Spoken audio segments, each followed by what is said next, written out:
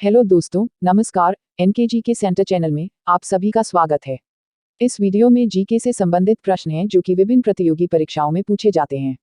अगर आपको ये प्रश्न अच्छे लगे हों तो लाइक और शेयर जरूर कीजिएगा और अगर आपको ऐसे ही प्रश्न रोजाना चाहिए तो प्लीज सब्सक्राइब भी जरूर कर लीजिएगा। धन्यवाद। तो चलिए क्वेश्चन स्टार्ट करते हैं। क्वेश्चन 1, सर्वप्रथम किस देश ने प्लास्टिक का बैंक नोट जारी किया था? ऑप्शंस हैं A Japan, B Australia, C Kuwait, D रूस। 3, 2, 1, 0। सही जवाब है बी ऑस्ट्रेलिया। दुनिया में पहली बार प्लास्टिक के नोटों की शुरुआत करने वाला देश ऑस्ट्रेलिया है। वहां आज से करीब 34 साल पहले 1988 में ही प्लास्टिक के नोटों की शुरुआत हो चुकी थी। प्लास्टिक के नोट पॉलीमर से बनाए जाते हैं जो कि सुरक्षा की दृष्टि से कागज के नोटों से बेहतर होते हैं। इसमें पारदर्शी विंडो, वाटरमार्क समेत कई ऐसे सुरक्षा फीचर होते हैं जो आसानी से दिखते नहीं और इन्हें कॉपी करना आसान नहीं होता। कागज के नोटों की तुलना में ये ज़्यादा साफ और हल्के होते हैं। एक हाथ से दूसरे हाथ में जाने पर लोगों में संक्रमण का खतरा प्लास्टिक के नोटों में कम होता है क्योंकि इन पर बैक्टीरिया आसानी से नहीं चिपकते। इसके अतिरिक्त ये लंबे समय तक चलते हैं और ये गीले होने पर फटते नहीं हैं। क्वेश्चन 2, पृथ्वी के कितने प्रतिशत भाग पर पानी है? ऑप्शंस हैं ए 61.5%, बी 31.2%, सी 51.9%, डी 70.9%। 3, 2, 1, 0। सही जवाब है डी 70.9%।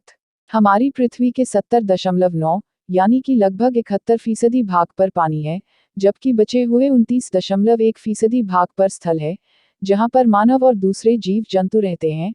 आपको जानकर यह हैरानी होगी कि जमीन के नीचे सिर्फ 1.6% पानी है, जबकि कुल पानी का 0.001% हिस्सा वाष्प और बादलों में एकत्रित रहता है।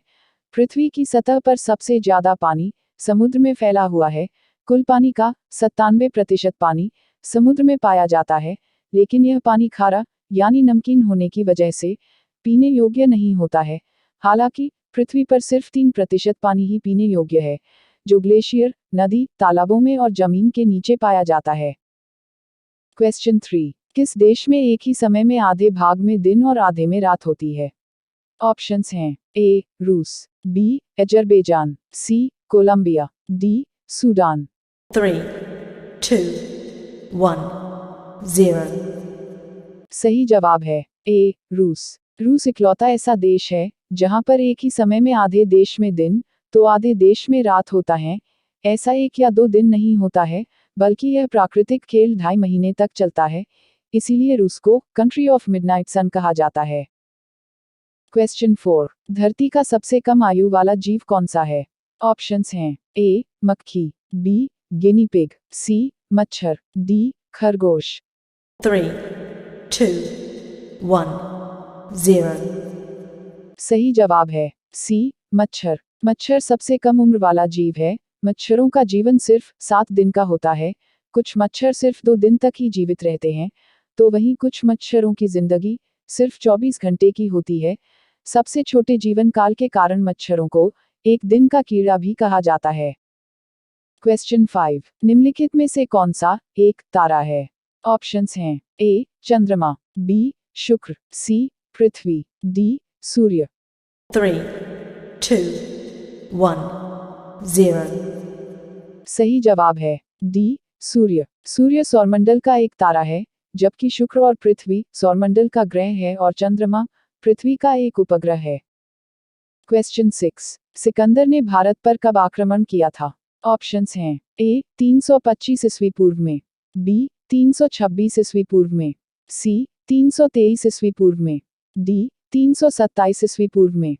3, 2, 1, 0। सही जवाब है बी 326 ईस्वी पूर्व में। सिकंदर यूनान के मकदूनिया प्रांत का निवासी था। उसके पिता फिलिप द्वितीय मकदूनिया का शासक था।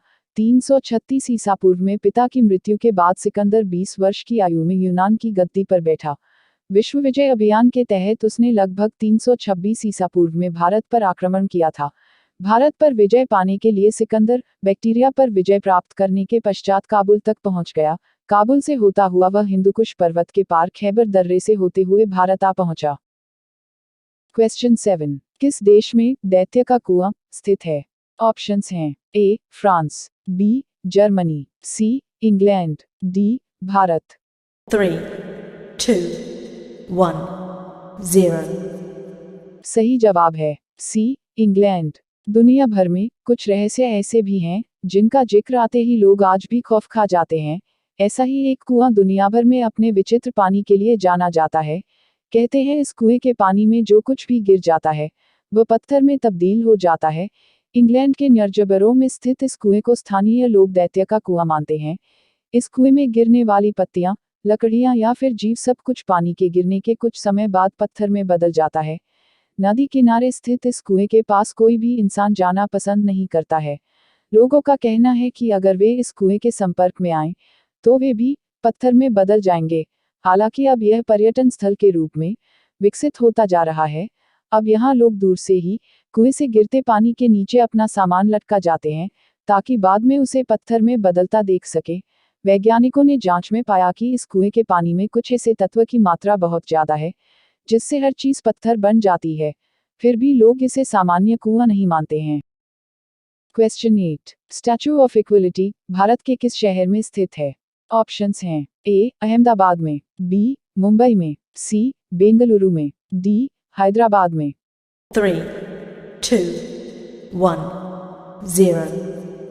सही जवाब है डी हैदराबाद में। स्टैचू ऑफ इक्वलिटी अर्थात समता की प्रतिमा वैष्णव संत श्री रामानुजाचार्य की है, जो कि तेलंगाना राज्य के हैदराबाद के मुचिंतल गांव में चिन्ना जीआर ट्रस्ट के 45 एकड़ के परिसर में स्थित है। अगर दुनिया भर की बैठी मुद्रा वाली प्रतिमाओं से तुलना की जाए तो स्टैच्यू ऑफ इक्वलिटी ताइवान में निर्मित बुद्ध की प्रतिमा के बाद दुनिया की दूसरी सबसे ऊंची प्रतिमा है। इसकी ऊंचाई 216 फुट है। इसे पंचलोहा से बनाया गया है जिसमें कॉपर, सिल्वर, गोल्ड, जिंक और टाइटेनियम का संयोजन है। इसमें करीब 80% सिर्फ कॉपर ही है। इस प्रतिमा का अनावरण प्रधानमंत्री मोदी जी ने फरवरी 2022 में किया था। क्वेश्चन 9, आइस हॉकी किस देश का राष्ट्रीय खेल है? ऑप्शंस हैं A Canada, B Scotland, C Denmark, D Sweden. 3, 2, 1, 0. सही जवाब है ए कनाडा। आइस हॉकी खेल हॉकी की तरह ही होता है। इस खेल को बर्फ से निर्मित मैदान में खेला जाता है। इस बर्फ के मैदान को कृत्रिम रूप से बनाया जाता है। इस खेल को कनाडा में खेलना शुरू किया गया और उसके नियम भी कनाडा में बनाए गए। इसलिए आइस हॉकी कनाडा का आधिकारिक राष्ट्रीय शीतकालीन खेल है। इसमें 2 टीम होते हैं और प्रत्येक टीम में 6 खिलाड़ी होते हैं। इस खेल में खिलाड़ी स्केट्स पहनकर स्केटिंग करते हुए गोल करते हैं। क्वेश्चन 10, भारत का राष्ट्रीय गीत वंदे मातरम किस ग्रंथ में संकलित है? ऑप्शंस हैं ए मुंडकोपनिषद, बी कठोपनिषद, सी भारत भारती, डी आनंद मठ। 3, 2, 1, 0.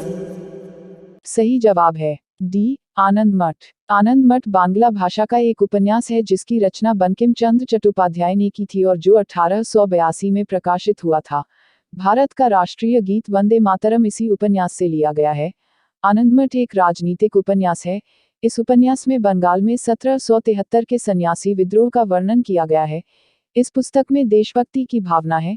अंग्रेजों ने इस ग्रंथ पर प्रतिबंध लगा दिया था। भारत के स्वतंत्र होने के बाद 1947 में इससे प्रतिबंध हटाया गया। अगर आप इस चैनल पर नए हैं तो प्लीज इस चैनल को सब्सक्राइब जरूर कीजिए। Thanks for watching.